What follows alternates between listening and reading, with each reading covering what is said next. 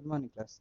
तो आज हम लोग ब्रीफली डिस्क्राइब करेंगे सॉल्यूशन और उसके प्रॉपर्टी को। हम लोग पिछले क्लास में देखे थे a solution is a homogeneous mixture of two or more substances. जैसे लेमनेड बताते हैं आपको, वाटर सोडा वाटर बोलते हैं एक्सेट्रा। तो हम बताए थे कि सॉल्यूशन बेसिकली दो कंपोनेंट से मिलकर बना हुआ है। पहला सॉल्यूट, दूसरा सॉल्वेंट। सॉल्वेंट होता क्या है?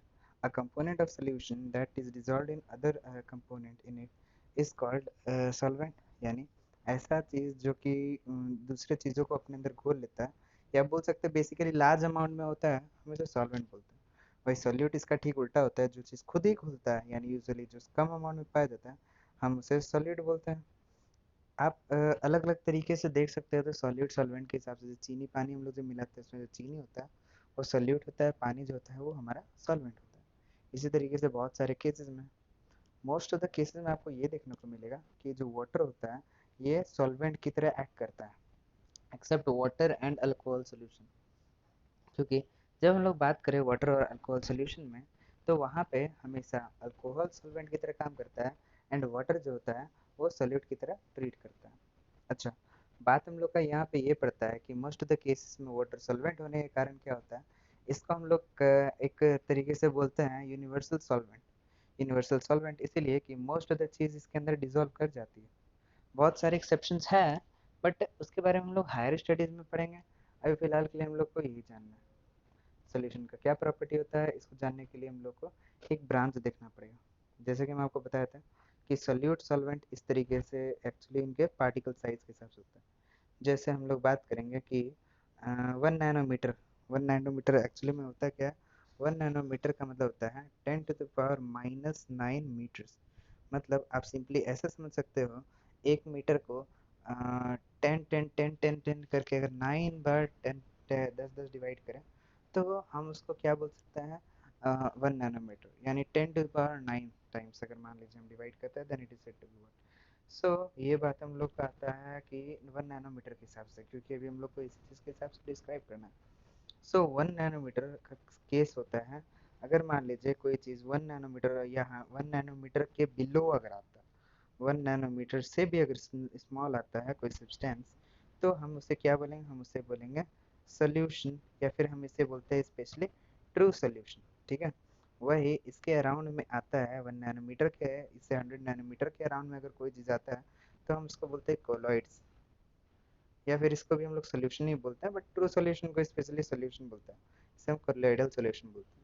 और अगर मान लीजिए कोई 100 नैनोमीटर से भी ज़्यादा अगर मान लीजिए होता है, यानी बड़ा बड़ा दिखाई पड़ता है हम लोग के नेकेड आई से भी अगर दिखाई पड़ता है, तो हम उसे सस्पेंशन बोलते हैं। तो यहाँ पे हम लोग बात करेंगे ट्रू सोल्यूशन के बारे में।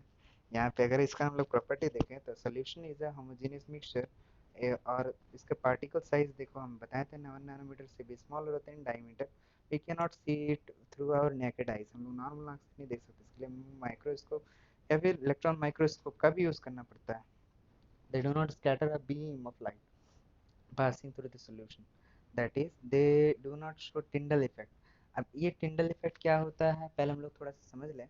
जैसे आप देखे होगे आपके बालकनी से या फिर कहीं से आप देखते होगे कि ऐसा लगता है ना कि हल्का सा लाइट आने पे लगता है कि डस्ट पार्टिकल्स उड़ते हुए आ रहा है। ठीक है, ये एक्चुअली शो कर रहा है टिंडल इफेक्ट। या फिर आप देख सकते हो कि एक ग्लास का पानी अगर मान लीजिए नॉर्मली सिर्फ वाटर है और वो ट्रांसपेरेंट ग्लास है, तो उसे टॉर्च चलाते हैं तो आर पार लाइट जाता है।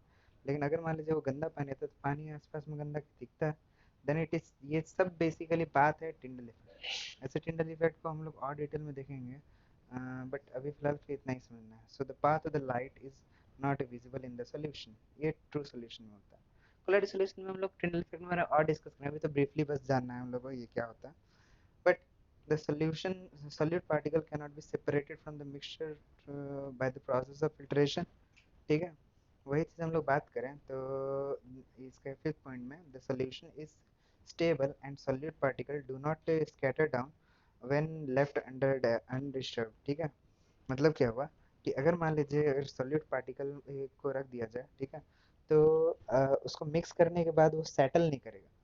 इसको समझने के लिए आप ऐसा चीज देखते हैं जो कि सेटल कर जाए, यानी पानी में अगर मान लीजिए हम सैंड मिला देते हैं, सैंड मिला देते हैं उसको कुछ देर तक छोड़ देंगे।